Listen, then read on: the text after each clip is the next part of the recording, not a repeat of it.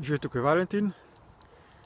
Govoril bom o problematiki v šolstvu, predvsem glede medsebojnih odnosov, ki se potem odraža skozi vrstniško nasilje.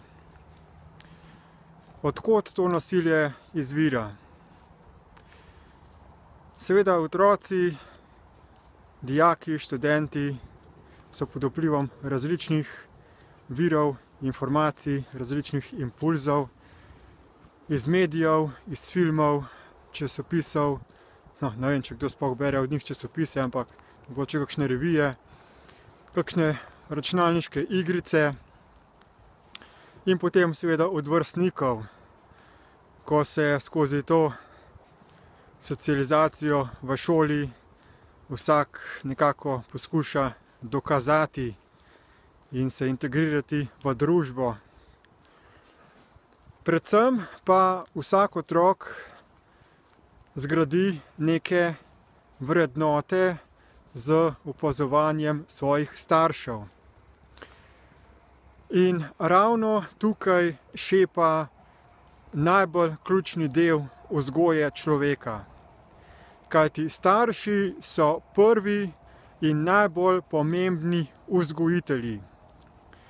Toda v naši družbi se gleda samo na kvaliteto osnovnošolske izobrazbe, srednje šole, višje šole, ampak takrat je že prepozno. Takrat je osebnost otroka že izoblikovana.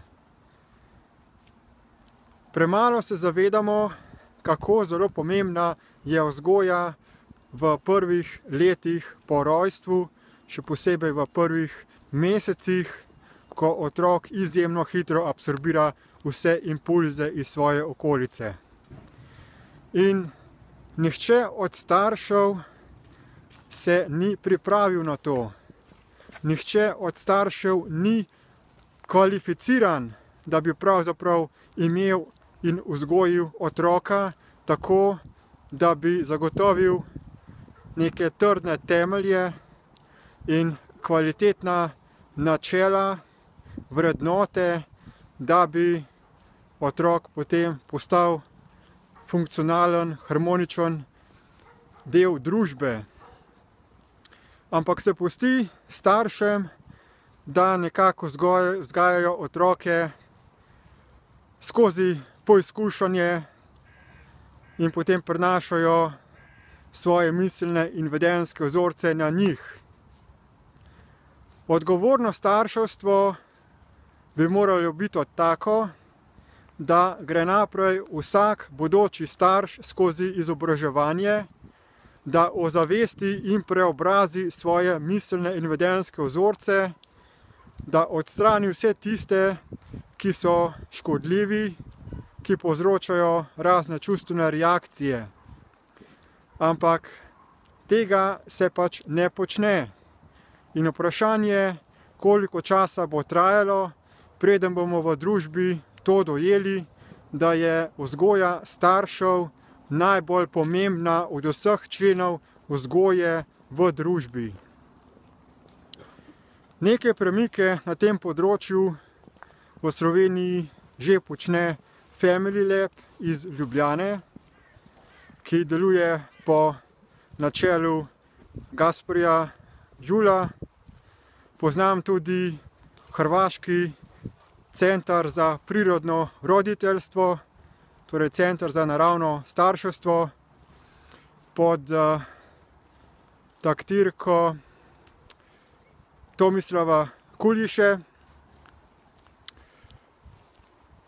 In taka vzgoja za starše bi morala biti najbolj razširjena in največ pozornosti in denarja bi se moralo v to vlagati. Ampak dokler tega ne bomo dosegli, da se bojo naprej starši pripravili, da bojo sploh kvalificirani za to, da bodo imeli otroke, toliko časa bo vsak posameznik moral poskrbeti za sebe, da se starši sami pripravijo, tisti, ki so odgovorni, da razumejo razvojno psihologijo in da omogočijo otroku, da bo njihovo otroštvo čim manj travmatizirano. Sedaj pa žal zaradi nevednosti večina staršev povzroča izjemno trpljenje otrokom, brez da bi se tega zavedali, in to se potem kaže skozi močne, globoke psihološke in vedenjske in učne težave v osnovni šoli, srednji šoli in tako naprej. Ampak nikoli ni prepozno začeti. Bistveno je, da vsak čim bolj dela na sebi, da se notranje preobraža, in za podporo glede tega priporočam vsakemu odličen brezplačni spletni tečaj. Je sicer v angleškem jeziku, ampak priporočam vsakemu, da se nauči čim bolj angleškega jezika, ker je to jezik prihodnosti, jezik posla, jezik denarja, jezik interneta in po vsej verjetnosti tudi globalni skupni jezik, da bomo vsi lahko se končno med sabo razumeli in sodelovali. Povezave do tega tečaja, ki se imenuje DIP Lite oziroma Destiny iProcess Lite, najdete v opisu tega videoposnetka, tako da vas vabim, da izkoristite to dragoceno priložnost in preprečite, da se bo zlo prenašalo iz roda v rod, da se ponavljanje napak iz preteklosti zaustavi. Zato je odgovoren vsak sam, še posebej pa starši. Hvala za posluh in nasvidenje.